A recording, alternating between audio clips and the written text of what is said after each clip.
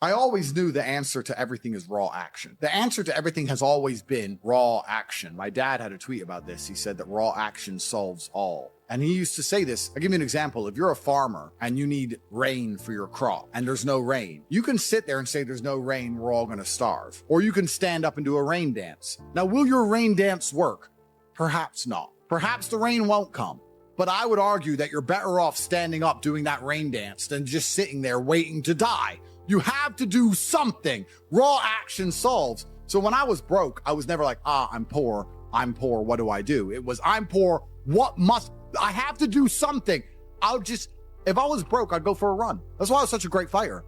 If I was broke, I'd sit there and go, I'm actually poor. How do I make money? Dunno. Where can I get some cash? Dunno. What work can I do? Dunno. I'll just go for a run then. And I just go for a 3-mile run. You just have to say, well, I have to do something. I can't just sit still and die. A lot of people are happy to just sit still and die or can go to sleep and take a nap. Well, if that's what you want to do, then you can say a loser. That's fine. I'm glad there are losers because if everyone had Lamborghinis, my Lamborghini wouldn't be fun to show off. I need you to look at it and feel the deep pain in your heart of regret and failure. That's the whole point of it. I need to drive my Bugatti and everyone be looking at it going, I'll never have one of those. And I can get all their energy and feel it all. And it makes me happy. Fantastic. So you can sit at home and do nothing. But when I was poor, I had to go for a run. I couldn't sit still or lift weights or do something. I couldn't even sleep. So raw action solves everything. And I understood that at a young age. But as you get older, you get to look back and you get to put your whole story together, the whole tapestry together. I knew I wouldn't stay poor. Did I ever think I'd get this rich? Well, I never said I wouldn't, but did I ever think it would probably happen at this level? No, but it's amazing how the compounding interest of just endless raw action adds up. I've never had a lazy day. I've never skipped work, never missed an email, never had a day off, ever. You name if you were to go through the last 3 years of my life, you will see that there's never been a day where I wasn't doing what I was supposed to do. And it all just adds up and then monumental success comes and you get to laugh at everybody else, ha ha ha, and life's great. Well, I think that initially fighting is always the best thing you can ever do. Especially it's the best way to spend your 20s because you heal superhumanly. You heal like Wolverine. And I can't think of a better use of that superhuman healing ability besides fighting. And it's going to teach you everything you need to know about personal accountability and hard work and overcoming fear and dedication and discipline. There's so many lessons to be found inside of fighting. And plus, it's the most respected sport on the planet. And I think that you'll learn more about yourself and more about life and more about the realities of how the world works if you're a fighter. So I think that's what's so fantastic about it. All of my wisdom and all the things I say doesn't come from books. It comes from life experience. And a lot of my life experience is the brutal realities of violence. So people say, oh, Andrew's so smart, Andrew's so wise, Andrew knows so many things. I've learned all of that simply through fighting. And if you're a warrior in life, the arena may change, but the battle never ends. Yeah. It's just never ending. And you have to get used to fighting. You have to get used to being under pressure and under stress all the time and being the kind of person who can perform and smile anyway. And I'm glad I spent my 20s training because I can't think of something else. I find it amazing that like I speak to people my age and I say, in my 20s, I spent maybe, I don't know, let's say 3 hours a day. What's a decade of 3 hours a day? Let's say 10,000 hours. I spent 10,000 hours in the gym training. You're the same age as me. What did you do with those 10,000 hours? And they can't even tell me what they did. What did you do? Watch TV, go out, go pub, sit around, sleep, nap, chase women. What did you actually do? We had the same amount of waking hours and the same amount of minutes. I know where 10,000 hours of my minutes went, and that's why I'm the champ.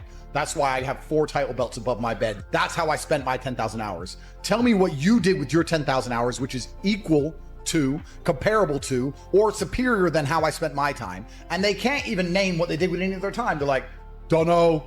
Yeah. So if you're 16, you need to be using every single waking minute towards things you're going to remember. You're going to remember training. You're going to remember working hard. You're going to remember trying to make money.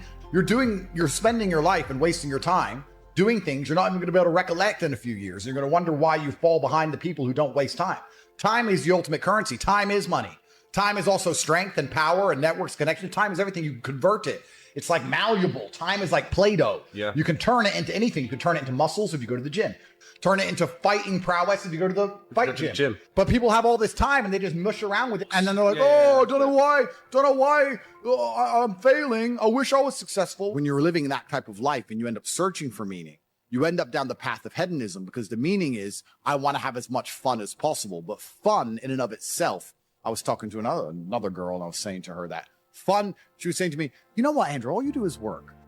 You never really have fun. And I said, fun is haram. He goes, is fun really haram? I'm like, no, it's not. But please understand what I'm trying to say here. What I'm trying to say is when you look at what most people do for fun, Look, what fun is clubs, drinking, running around, laughing like a kid, all this, all the bad things in life, the negative haramities can be attained through this obsession with fun.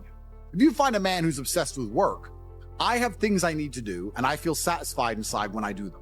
I have duty and I have work and I have obligations to fill and objectives to meet. I feel happy when they are done. That is my fun. My fun is clearing my emails, making $2 million in the day, buying another investment property I don't need, going to bed, training hard, eating right. That's my fun. Call me boring. That's what I enjoy. When you were talking about that lifestyle and what you end up searching for in that hedonism, you just end up searching for excesses, right? To have more fun, you want to get more drunk, go to more clubs, and it's just a black hole and it never ends and you end up destroying yourself. Yep. We need discipline. We need purpose. We need to have parameters set for us. And truthfully, as a person, you're happier that way. That's why I quit drinking. People think I quit drinking because I reverted to Islam. That's not why. I actually quit drinking 2 months before that. I was extremely effective on alcohol. I would drink 4 or 5 times a week because I'm extremely rich and I have a very good life and I'm in my mansion and I'm drinking. I was still world famous. I was still making millions of dollars. I was still in fantastic physical condition. All the videos you watched me from a year and a half ago, I still look like a bodybuilder. I still outperformed everybody. I didn't have a drink problem. I could easily quit. In fact, I didn't even want to drink most of the time. It's just a party going on. I was still monumentally successful on alcohol and I could continue to drink alcohol for the rest of my life. But I stopped because I thought, will I enjoy having less fun? Will it be fun to have less fun? Okay, that's all fun. But would it be fun to have less fun? And I said, maybe instead of spending all of our money doing this stuff, we should spend all of our money getting very regimented. We should have loads of members of staff and we should be up at exactly 7:46 and we should have a coffee ready and hot at 7:47. And at 8:01, we should go into the gym and we should finish at 8:27. And we should have all of it. We should have everything regimented and we should produce more content than ever before, become richer than ever before, but just remove the fun and have fun in not having fun and just being monumentally competent and effective. Okay, well, I'll try it. Let me try for 6 months to give up all fun and just be boring. And then I learned some very interesting things during that time. Firstly, I learned that the whole idea of drinking for being social is now gone. I think we're at the age where if you were 21 and you didn't drink, you didn't have a life. There's no reason to drink for socializing because everything's online anyway. You meet everybody on apps. Nobody cares about drinking anymore. That's the first thing I learned. The second thing I learned is that being exceptionally regimented is fun. I truly enjoy it. I enjoy it just as much as I enjoyed because what would happen before is I'd do all my work and I'd train hard and I was always an effective person. I was still 1,000 times more effective than the average man. And then I would take 6 or 7 hours and drink and smoke and have fun and enjoy the fruits of my labor. I became extremely rich. Why not get on a private jet and have fun? But now instead of spending those 6 hours having fun, I spend those 6 hours continuing to work. And I enjoy it just as much. So now I'm sitting there going, well, I enjoy it just as much and I'm not damaging my health. I enjoy it just as much and I'm making more money. So it really, truly ruins my day when a beautiful girl's like, can I see you? It's like, oh, I've got work to do. I'm regimented. I have to sit here and type. I don't want to talk to you and have fun and party. I don't want to do any of that. I want to do emails. You don't get it. I know to you it makes no sense. But you already have all this money. Why do you want to do emails? Because that's my fun now, regiment. So I decided to dedicate 6 months to being boring. And by the end of the 6 months, I was having so much fun being boring that now I will probably never drink again. I am 0% tempted to drink ever again. I am 0% tempted by fun, which is what you said. And I completely get it. When someone goes, we're going to go here and it's going to be fun. I'm like, nah, you have fun. I'll do my emails. You enjoy. I don't want to go to clubs. I don't want to go to some party. I'm not interested in traveling. I'm not interested in seeing anything. I've seen it all anyway. I've been everywhere. Like, who cares? I'm above it all. I'm over it all. I want to run my empire and I want to spend time with people I love and I want to beat my brother at Uno and that's it.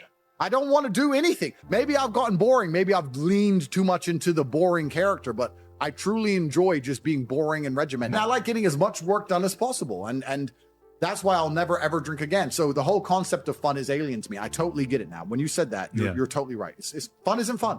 And then achieving things in work is fun. The only thing I guess I can say I do for fun is driving fast cars, but then I need to make $800,000 to buy a Ferrari. So it's still work involved, there's still work involved. But I really believe God's given me one of the best lives and I can't complain about anything bad that's happened. It's all been fantastic. I'm truly thankful for all. I think if a couple bad things happen to you, you should be intelligent enough to realize that eventually you're going to get over it and you're going to learn an important lesson. It's going to change you in the correct direction. And Allah is the best of planners, and he knows what you need to learn. I think that as humans, especially as men, we only learn the hard way anyway. There's two ways to learn a lesson, the hard way and the hardest way. There's no easy way to learn a lesson. You have to learn the hard way. So God gives us lessons via difficulty.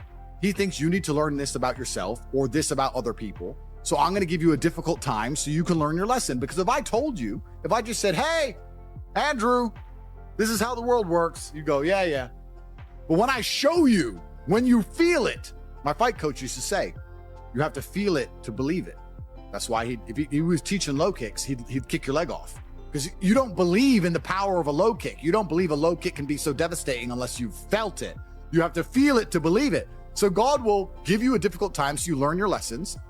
And the lessons are very important for you to be the person who you need to be in this life. He's the best of planners. And I'm thankful for all the lessons he's given me. He's bestowed knowledge upon me. How could I not be grateful to God for making me so intelligent and wise and the ability to look into things so deeply and come up to the right decision and basically predict the future perfectly? You have to have difficulty happening to you all the time. So when you sit and say, I want an easy life, what you're saying is you're a dummy and you want to be a dummy. You want to stay a dummy. I want an easy life and I don't want anything bad to happen to me because even though it will teach me lessons, I'm too big of I can't handle the emotional pain. I can't handle the stress. I don't want to be a dummy. I want to be smart. If I want to be smart, then hurt me. I just know that I become a more formidable, more competitive version of myself after every single bad thing that's ever happened to me. It's one less thing to fear. It's one less thing to be worried about. I've done it before. Because it's also very interesting because you talk about wisdom, you use the word wisdom, and I appreciate the compliment. I don't read books.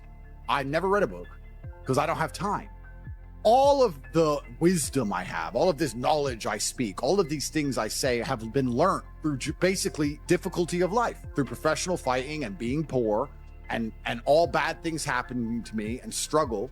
All of my lessons have been bad things, bad events, bad scenarios, bad situations, pain, suffering, anger, resentment. All of these horrible emotions are how I've learned everything.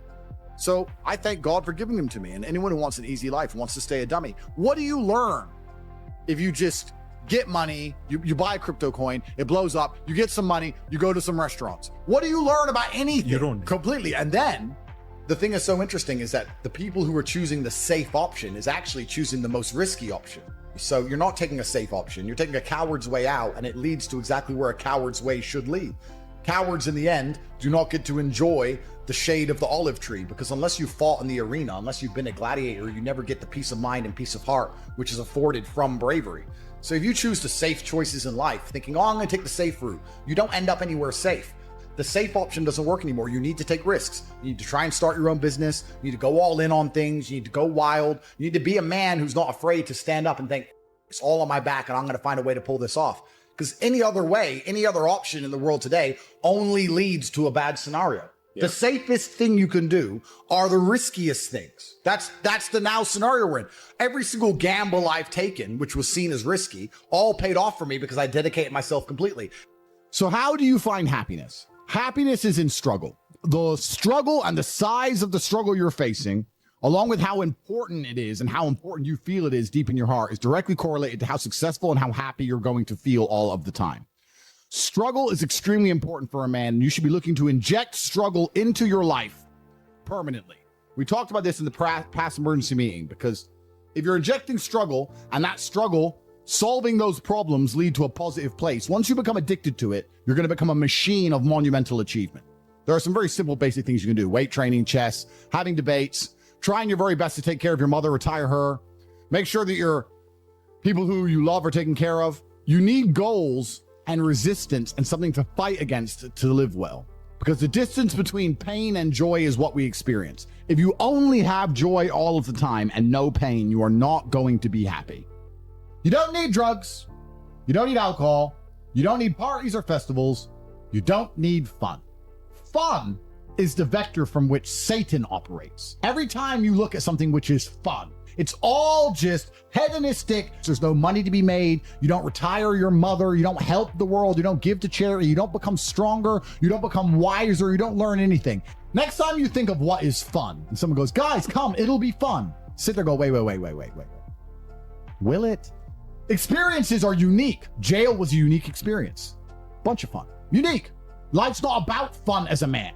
Life is about doing the right thing because it must be done. Now, there are some things that are fun which can be earned.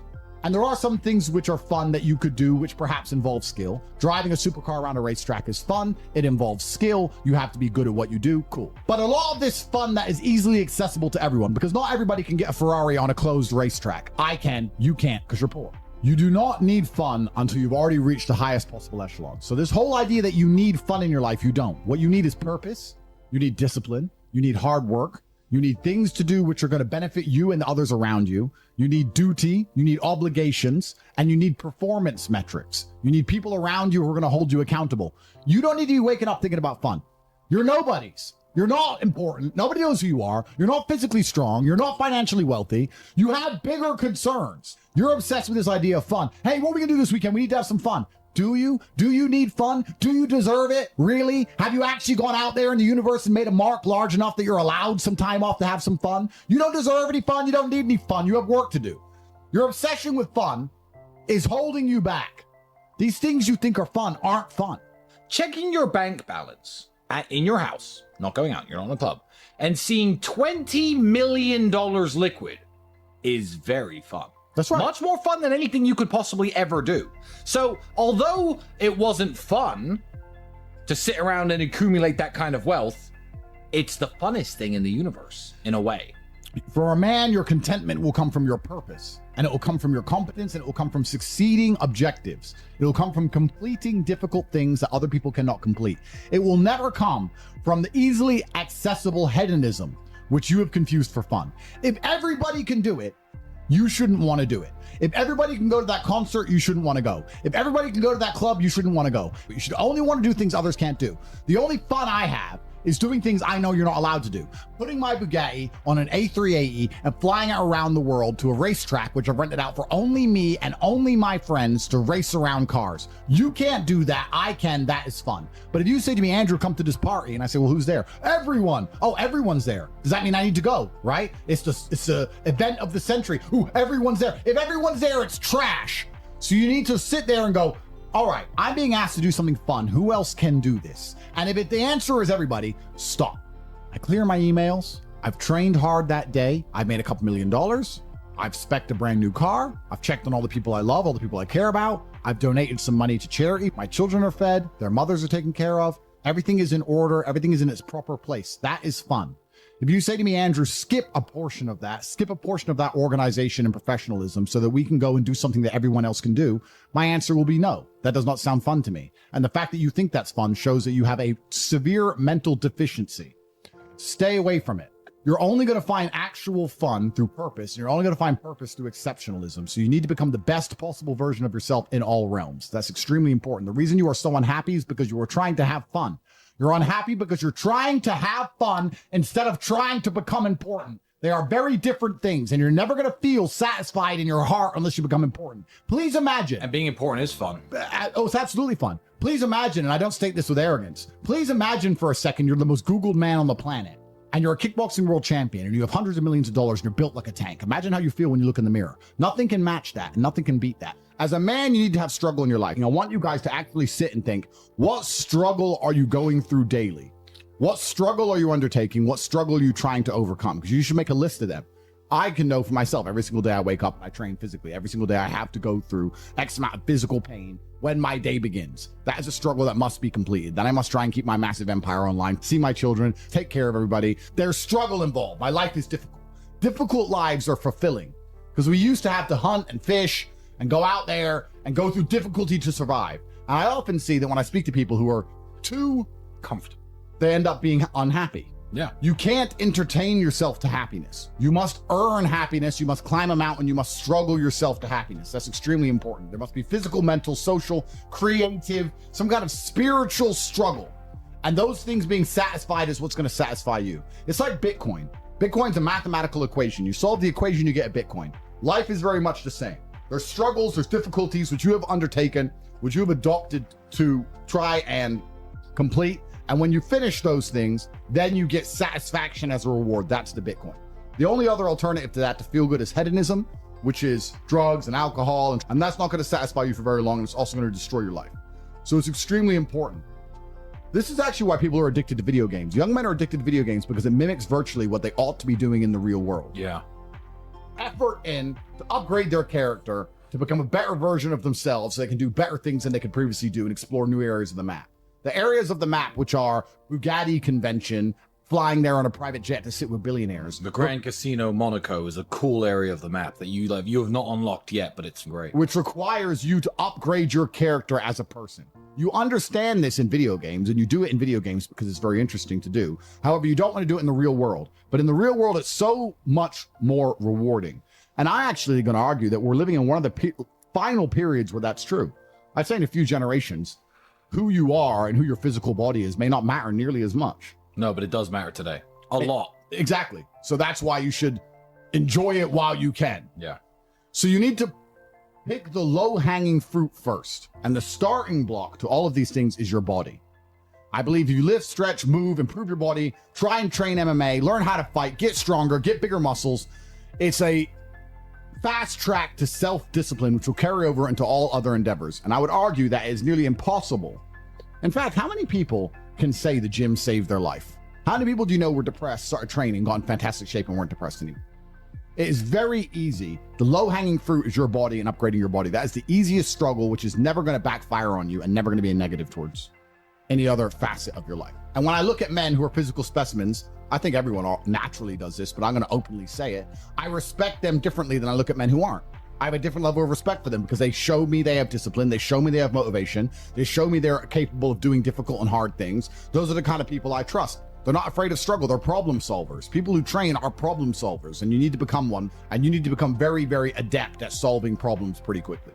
I actually find it amazing that there's people out there who aren't in perfect physical condition. Guys, let me tell you all a news flash. If you eat right and you train hard, you look good. Yeah. It's like a biological certainty. It's almost impossible to be fat and look bad if you eat right and train hard. Your body will react and give you exactly what you want. So why don't you all look like superheroes? Do you not understand how intimidating that is just when they look at a group of people and they all look like superheroes and they can tell they're all disciplined, all hardworking, all dedicated, all physically strong? The struggle is what's beautiful about it.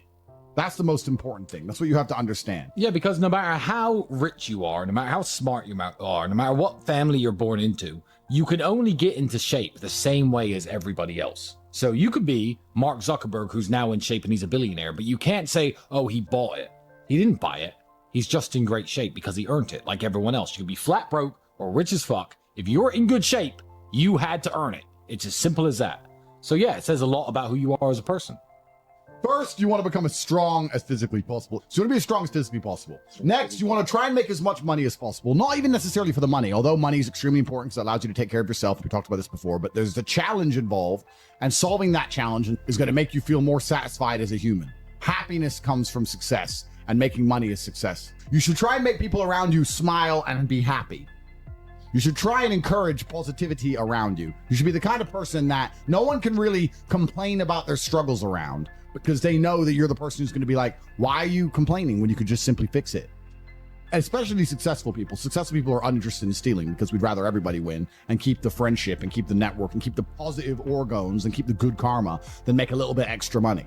So it's amazing what you see in the world. And if you become a person who is happy and successful and can take care of himself and adopt struggles, you're going to start finding those other people who do the same thing, and then you're going to build a network and become fantastic. Live with men you're in competition with. So you and your friends need to have friendly competition at all times. Now, you need to meet your friends and you need to have banter and competition around things that matter. Who's got the most money? Who's worked hardest? Who's discovered XYZ, crypto, stock, new way of generating income? Who's trained that day? Who has the most children? Put some actual competitions together that matter and start competing and being around people, because you are the sum of the 5 people you spend the most time with. Everybody knows this. So why don't you get some genuine metrics that will improve your life?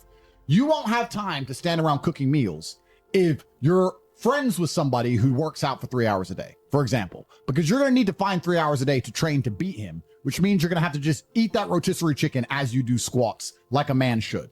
Live with men you're in competition with. This is ultra important because you can measure yourself against your circle. If Tristan comes downstairs and says, I've done 1,000 push-ups, I will do anything it takes to do 1,001 just to annoy him because I know that he then has to do 1,002. And pissing him off is worth it. It's always worth it.